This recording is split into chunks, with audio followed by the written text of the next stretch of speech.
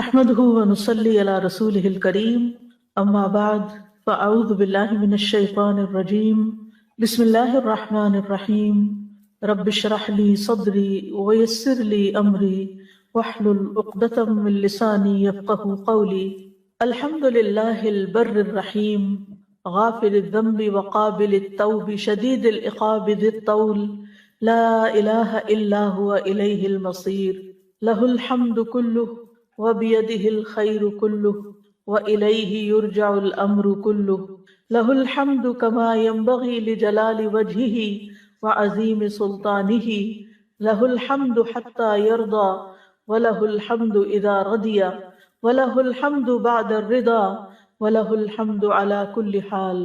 ہر قسم کی حمد اللہ کے لیے ہے جو احسان کرنے والا، بہت مہربان، جو گناہوں کو معاف کرنے والا، توبہ قبول کرنے والا، سخت سزا دینے والا اور فضل و کرم کرنے والا ہے۔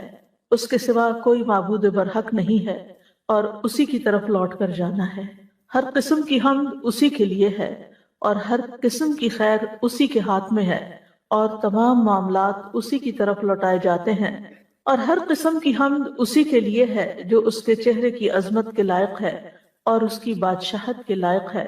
اسی کے لیے تمام قسم کی حمد ہے یہاں تک کہ وہ راضی ہو جائے، اور اسی کے لیے حمد ہے جب وہ راضی ہو جائے، اور اسی کے لیے حمد ہے جب وہ راضی ہو جائے اس کے بعد بھی، اور ہر حال میں اسی کی حمد ہے۔ اللہم صلی علی محمد وعلی آل محمد کما صلیت علی ابراہیم وعلی آل ابراہیم انک حمید مجید۔ اللہم بارک علی محمد وعلی آل محمد کما بارکت علی ابراہیم وعلی آل ابراہیم انک حمید مجید۔ آج انشاءاللہ ہم میت کی بخشش کی دعاؤں کے بارے میں پڑھیں گے۔ ارشاد باری تعالیٰ ہے، اور وہی ہے جو رات کو نیند میں تمہاری روح قبض کر لیتا ہے، اور وہ جانتا ہے جو تم دن کے وقت کمائی کرتے ہو، پھر وہ تمہیں اس دن میں اٹھاتا ہے، پھر وہ تمہیں اس دن میں اٹھاتا ہے تاکہ وقت مقرر پورا کیا جائے، پھر اسی کی طرف تمہارا لوٹنا ہے، پھر وہ تمہیں بتائے گا جو عمل تم کیا کرتے تھے۔ اور وہ اپنے بندوں پر غالب ہے، اور وہی تم پر نگہبان فرشتے بھیجتا ہے، یہاں تک کہ جب تم میں سے کسی ایک کو موت آتی ہے تو ہمارے بھیجے ہوئے اسے فوت کرتے ہیں، اور وہ کوئی کوتاہی نہیں کرتے، پھر وہ اللہ کی طرف لوٹائے جاتے ہیں جو ان کا حقیقی مولا ہے۔ خبردار، اسی کے لیے فیصلہ کرنے کا اختیار ہے، اور وہ سب سے زیادہ جلد حساب لینے والا ہے۔ ان آیات میں ہم دیکھتے ہیں کہ اللہ سبحانہ تعالیٰ نے پہلے ہر انسان کے سونے اور جاگنے کا ذکر فرمایا، اور پھر مرنے اور مر کر جی اٹھنے کا ذکر کیا۔ تو اس سے یہ بات پتہ چلتی ہے کہ انسان ہر روز ایک طرح سے موت کا ایکسپیرینس کرتا ہے۔ وہ جب سوتا ہے تو گویا وہ نیند کی حالت میں جانا اس کا ایسے ہی ہے جیسے نیند موت کی بہن ہے، جسے انسان پھر مر کر اس دنیا سے چلا جائے گا، کیونکہ نیند بھی انسان کے دن بھر کے کاموں کو، اس کے آس پاس کی چیزوں کو اور اس کے رشتہ داروں کو، ہر چیز کو منقطع کر دیتی ہے، اس سے الگ کر دیتی ہے، اور اسی طرح موت بھی ان سب چیزوں سے جدا کر دیتی ہے۔ تو اس سے پتہ یہ چلتا ہے کہ انسان کی زندگی اور موت پر مکمل اختیار صرف اللہ سبحانہ تعالیٰ کو ہے۔ وہی جلاتا ہے، وہی موت دیتا ہے، وہی ان کی زندگی اور موت کی تدبیر کرتا ہے۔ اسی کے حکم سے جسم رات کو سکون پاتے ہیں، اور اسی کے حکم سے پھر دوبارہ جی اٹھتے ہیں۔ وہی نیند سے بیداری کے بعد دوبارہ ان کو زندہ کرتا ہے تاکہ وہ دنیا میں اپنے دن پورے کریں، یہاں تک کہ انسان اپنی زندگی کی مدت پوری کر لیتا ہے، اور ایک رات ایسی آتی ہے کہ جس کے بعد پھر اگلا دن نہیں آتا اس کی، یا ایسا دن آتا ہے کہ جس کے بعد پھر رات نہیں آتی۔ تو یہ سب کچھ دراصل اللہ تعالیٰ ہی کے اختیار میں ہے، اور اس میں انسان اپنی طرف سے کمی بیشی نہیں کر سکتا، نہ اپنی زندگی بڑھا سکتا اور نہ اپنی موت کے آنے کو روک سکتا ہے۔ جس طرح نیند کے وقت وہ بے بس ہو جاتا ہے، اور خاص طور پر آج کل جیسے راتیں چھوٹی ہیں، دن لمبے ہوتے ہیں، اور عشاء کی نماز کا آپ کو انتظار کرنا ہوتا ہے، تو بعض اوقات آپ انتظار میں اور بعض اوقات نماز میں سونے لگتے ہیں اور آپ کو پتہ بھی نہیں چلتا۔ اور یہ ہم میں سے ہر شخص اس چیز کا ایکسپیرینس کرتا ہے کہ نیند کے آگے انسان بے بس ہے، اسی طرح موت کے آگے بھی بالکل بے بس ہے، کچھ بھی نہیں کر سکے گا جب موت آ جائے گی۔ دوبارہ ہر ایک کو مرنا ہے، کل نفس ذائقۃ الموت، ہر ایک کو واپس جانا ہے۔ یہ ایک اٹل حقیقت ہے جس میں دنیا میں دو آدمیوں میں بھی اختلاف نہیں، یہ متفق علیہ بات ہے جس میں کسی قسم کا کوئی شک و شبہ نہیں۔ تو فرمایا وَهُوَ الَّذِي يَتَوَفَّاكُمْ بِاللَّيْلِ، وہی ہے جو تمہیں رات کو فوت کر لیتا ہے، یعنی رات کو سلا دیتا ہے، یعنی نیند بھی اللہ کے حکم سے آتی ہے۔ توفی کا معنی ہوتا ہے کسی چیز کو پورا لے لینا، مکمل طور پہ لے لینا، لیکن مجازی طور پر اس کا اطلاق نیند پر بھی ہوتا ہے، کیونکہ نیند بھی موت کے مشابہ ہے۔ یعنی اللہ سبحانہ تعالیٰ ہی وہ ذات ہے جو رات کو تمہاری نیند کی حالت میں تمہاری جانوں کو لے لیتا ہے، اس کے سوا کوئی اور اس پر قابض نہیں۔ اور اسی طرح مرنے کے بعد موت کے وقت بھی وہ تمہاری روحیں اسی کی طرف جاتی ہیں۔ انا للہ و انا الیہ راجعون۔ قرآن مجید میں لفظ سے وفات 3 معنوں میں استعمال ہوا ہے، ایک تو موت کے معنوں میں جیسا کہ اس آیت میں آتا ہے، دوسرا نیند کے معنوں میں پہلا موت کے معنی میں جیسا کہ اگلی آیت میں آئے گا، اور دوسرا نیند کے معنوں میں جو جیسے اس آیت میں آیا۔ سورۃ الزمر میں بھی آتا ہے کہ اللہ یتوفی الانفس حین موتها والتی لم تمت فی منامها، اللہ ہی جانوں کو ان کی موت کے وقت قبض کر لیتا ہے، اور ان جانوں کو جو ابھی نہیں مری ان کی نیند میں، پس وہ اس روح کو جس پر اس نے موت کا فیصلہ کیا وہ روک لیتا ہے اور دوسری روحوں کو ایک مقرر وقت تک واپس بھیج دیتا ہے۔ اور تیسرا توفی کا معنی اوپر اٹھایا جانا بھی ہے، جیسے عیسیٰ علیہ السلام۔ تو اس آیت میں یتوفاکم کا معنی نیند ہے، اور اس معنی میں ہم دعا میں بھی استعمال کرتے ہیں، الحمدللہ الذی احیانا بعد ما اماتنا۔ تو وہاں موت کو ہم نیند کہتے ہیں کہ موت کے بعد یعنی نیند کے بعد ہم دوبارہ اٹھ جاتے ہیں، وَإِلَيْهِ النُّشُورُ، اور اسی کی طرف دوبارہ جی اٹھنا ہے۔ پھر فرمایا وَيَعْلَمُ مَا جَرَحْتُمْ بِالنَّهَارِ، وہ جانتا ہے جو کچھ تم دن میں کرتے رہتے ہو، جو کام تم دن میں کرتے ہو۔ یہاں جرح کا لفظ استعمال ہو، جرحتم، جرح زخم کو کہتے ہیں، یعنی کسی زندہ چیز کی جلد یا چمڑے کو تیز دھار کی کینچی یا چھری، تلوار یا ناخن یا کچلیوں کے دانت کے ذریعے کاٹ دینا تو وہ زخم ہو جاتا ہے۔ جس کو انسان کے جو کام ہوتے ہیں جو اپنے جوارح یا اعضاء کے ساتھ کرتا ہے، یعنی اس کی حرکت جو ہوتی ہے، تو اس کو بھی مجازی طور پر عمل سے تشبیہ دی گئی، یعنی کام کرنے سے تشبیہ دی گئی۔ ما جرحتم بالنہار، یعنی جو تم زخم لگاتے رہتے ہو، دن کو کاٹتے رہتے ہو، نہیں جو اپنے کام کرتے ہو مراد ہے۔ ثم یبعثکم فیہ لیقضی اجل مسمی، پھر وہ تمہیں دوبارہ جی اٹھاتا ہے تاکہ مقررہ وقت، مقررہ مدت عمر جو ہے وہ پوری کی جائے، جو اللہ تعالیٰ نے مقرر کی ہے اور جو ماں کے پیٹ میں ہی لکھ دی جاتی ہے۔ اور اس سے پتہ چلتا ہے کہ ہر شخص کی موت کا وقت مقرر ہے۔ ثم الیہ مرجعکم، پھر تم سب اسی کی طرف لوٹ کر جاؤ گے، یعنی تمہارا لوٹنا بھی اسی کی طرف ہے۔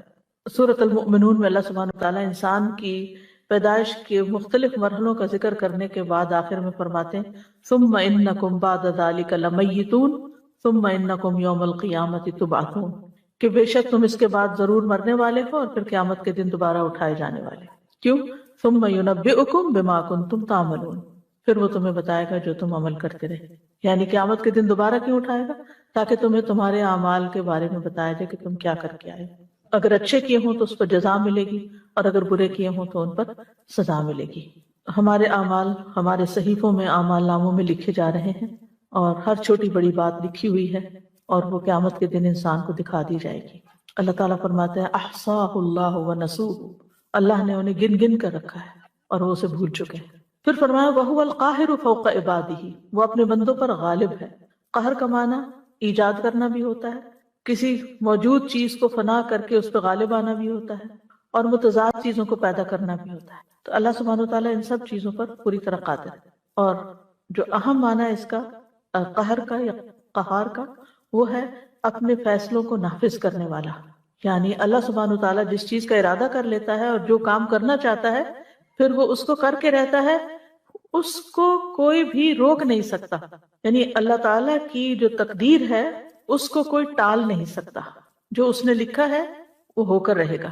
وَيُرْسِلُ عَلَيْكُمْ حَفَظَةً، اور تم پر نگران بھیجتا ہے۔ حفظہ حافظ کی جمع ہے، حفیظ کا معنی ہے کسی شے کی نگرانی کا ذمہ دار۔ یہاں مراد ہے حفاظت کے فرشتے۔ حفاظت کے فرشتوں کی 2 قسمیں ہیں، ایک وہ جو جسم کی حفاظت پر مامور ہیں اور ہمیں گھیرے ہوئے ہیں اور ہمارے بدن کی حفاظت کرتے ہیں، شیطان کے وار سے اور دشمنوں کے وار سے ہمیں محفوظ رکھتے ہیں۔ سورۃ الرعد میں آتا ہے لَهُ مُعَقِّبَاتٌ مِّن بَيْنِ يَدَيْهِ وَمِن خَلْفِهِ يَحْفَظُونَهُ مِنْ أَمْرِ اللَّهِ، ہر شخص کے لیے اس کے سامنے سے اور اس کے پیچھے سے پہرے دار مقرر ہیں. سبحان اللہ، ہم دیکھتے بھی نہیں اور کس طرح ہماری حفاظت ہوتی ہے، جو اللہ کے حکم سے اس کی حفاظت کرتے ہیں. یحفظونہ بامر اللہ. دوسرے وہ فرشتے ہیں جن کو کرام کاتبین کہا جاتا ہے، جو اعمال کی حفاظت کرتے ہیں، ایک ایک حرکت پہ نگاہ رکھتے ہیں کہ ہم نے کہاں دیکھا، کیا کیا، کدھر قدم اٹھایا، ہاتھ کیسے اٹھایا، اسمائل کیا یا نہیں کیا، یعنی یو نیم اٹ. کوئی ایکشن ہمارا چھوٹا یا بڑا نہیں ہوتا مگر یہ کہ وہ اس کو فوراً ریکارڈ کر لیتے ہیں.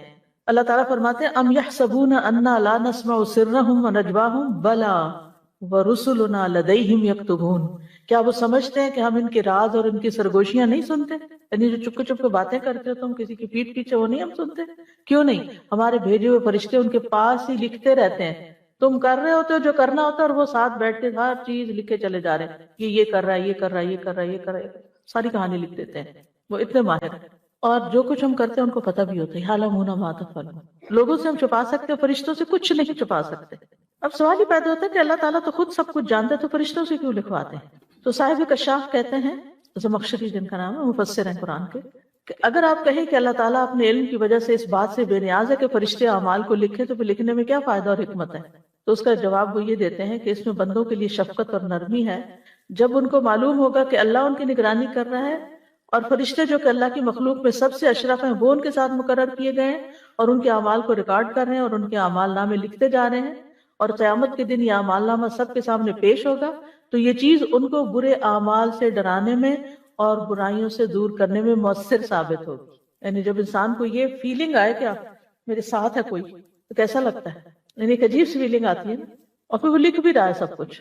اگر انسانی شکل میں کبھی تھوڑا سا ایکٹیویٹی کر کے دیکھیں نا کہ ایک بندہ اور ایک اس کے ساتھ لگا وہ، اور جو وہ کر رہا ہو وہ واقعی پریکٹیکلی، اور اگر وہ ہمیں نظر، کیونکہ انسان تو نظر آئے گا، لکھ رہا ہو لکھ رہا ہو لکھ رہا ہو لکھ رہا ہو، 5 منٹ میں ہمارے لیے سانس لینا دوبر ہو جائے، اور ہم ہر چیز بہت ہی کانشیس ہو کے کریں. یعنی اگر کہیں باہر آپ جا رہے ہیں اور کوئی ساتھ ساتھ لگ جائے آپ کے، تو آپ کو ایک خوف سا آنے لگتا ہے اس سے کہ یہ کیا ہو رہا ہے. اگر آپ کی گاڑی کے پیچھے کوئی گاڑی لگا لے تو اس وقت اسے یہ کیوں میرا پیچھا کر رہا ہے؟ تو فرشتے تو ہر وقت پیچھا کر رہے ہیں اور لکھ بھی رہے ہیں. حتی اذا جاء احدکم الموت توفته رسلنا. یہاں تک کہ جب ان میں سے کسی کی موت آتی ہے، یعنی موت کا وقت آتا ہے، موت کے اسباب یا آثار نظر آنے لگتے ہیں، تو توفته رسلنا، تو جو فرشتے اس سلسلے میں مقرر ہیں جان لینے پہ وہ جان لینے لگتے ہیں. یعنی پہلے حفاظت والے فرشتے ہوتے ہیں، اب وہ اپنی حفاظت چھوڑ دیتے ہیں، اب اگر دوسرے فرشتے شفٹ لے لیتے ہیں اور وہ جان نکالنے کے عمل پر مامور ہو جاتے ہیں. یعنی جب موت کی ابتدائی علامات ہوتی ہیں، اور اس میں آپ دیکھیے کہ بڑی حیران کن باتیں بعض اوقات لوگ بتاتے ہیں کہ کسی بزرگ کی جیسے وفات ہونے لگتی ہے تو کہتے ہیں کہ دروازے کھول دیں، آپ لوگ ہٹ جائیں یہاں سے، وہ مہمان آئے ہیں ان کو بٹھائیں، وہ فلاں آیا ہے. تو سمجھ نہیں آتی لوگوں کو کہ یہ یہاں تو وہ کہتے ہیں امی جی ابا جی یہاں تو کوئی بھی نہیں ہے، وہ کہتے نہیں وہ نظر آ رہے ہیں، وہ آ گئے ہیں. کچھ تو لوگ مسکراتے ہیں اور کچھ ڈرتے بھی ہیں. تو یہ فرشتے ہوتے ہیں، اور تا حد نکاح فرشتے آ جاتے ہیں. یعنی چھوٹے موٹے بھی نہیں، دور تک جہاں تک مردے کی نظر جاتی ہے وہ فرشتے ہی فرشتے ہوتے ہیں اور وہ جان لینے آتے ہیں. اب یہ لمحہ کسی بھی وقت ہمارے سامنے بھی آ سکتا ہے، ہم گھر میں ہوں، باہر ہوں، کہیں پر بھی ہوں، فرشتے آئیں گے اور جان نکال لیں گے. اور یہ سارے ملک الموت کے معاون ہوتے ہیں، یہ خود نہیں اپنے پاس جان رکھتے روح نکال کے، تو فوراً جیسے بیبی ڈیلیور ہوتا ہے نا، تو اگر نرس ہے تو نرس لے کے آگے ڈاکٹر کو پکڑا دیتی، یا ڈاکٹر لے کے نرس کو پکڑا دیتے، آپ نے ہاسپٹل میں دیکھا ہی ہوگا. تو اسی طرح جب روح نکالتے ہیں تو نکلتی ہے، تو روح جو فرشتے مقرر ہے وہ لے کے فوراً ملک الموت کے حوالے کر دیتے ہیں. اور جو نیک روح ہوتی ہے اس کے لیے آسمان سے ایسا کفن آتا ہے کہ جس میں خوشبو ہوتی ہے اور اس میں لپیٹ کے اس کو لے جاتے ہیں، یعنی نیک روح کو. اور جو بری روح ہے اس کے لیے برعکس سامان ہوتا ہے. وَهُمْ لَا يُفَرِّطُونَ، اور وہ روح قبض کرنے میں کوئی کمی نہیں کرتے، چھوڑتے نہیں کچھ بھی، پوری نکال لیتے ہیں. اور نہ ہی وقت سے پہلے نکالتے ہیں اور نہ ہی وقت کے بعد، وقت آ جائے تو ڈیلے کرتے ہیں، این ٹائم پر جو مقرر ہوتا ہے. اور جس جگہ، یعنی دیکھتے رہتے کہ یہ بندہ یہاں پہنچے تو اس کی روح لی جائے، روح نکالی جائے. پچھلے دنوں ایک امبیسڈر کی وفات ہوئی، شاید آپ نے بھی، آپ کو خبر ملی ہو. کسی ملک کا امبیسڈر تھا، تو وہ اسپیچ دے رہا تھا، اسٹیج یعنی کہ ڈائس پہ کھڑا ہے، اسپیچ دے رہا ہے، اور بات کر رہا ہے، اور ایک بات اس نے کی تو سارے جتنے بھی سامنے لوگ بیٹھے سب تالی بجا رہے تھے. جو ہی تالی رکی تو اس کے بعد اس نے کسی کی طرف اشارہ کر کے کوئی بات کہی، اور صرف ابھی وہ بات کہی ہی تھی ایک دم وہ وہیں گر گئے اور پھر وہیں ڈیتھ ہو گئی ان کی. یعنی موت جو ہے وہ جیسے حدیث میں آتا ہے نا کہ انسان کی جوتی کی تسمے سے بھی زیادہ اس کے قریب ہے، اتنی قریب ہے انسان کے، آس پاس پھرتی ہے، لیکن آئے گی اس وقت جب اللہ کا حکم لکھا ہے، اور وہ کوئی بھی وقت ہو سکتا ہے. اس کے لیے ضروری نہیں کہ آپ کی پسندیدہ جگہ ہو اور پسندیدہ مقام ہو، بس یہ ہے کہ انسان دعا مانگتا رہے کہ یا اللہ حسن خاتمہ ہو، انجام اچھا ہو. پچھلی دفعہ ہم نے حسن خاتمہ کے اوپر لیکچر بھی سنا تھا، اور پھر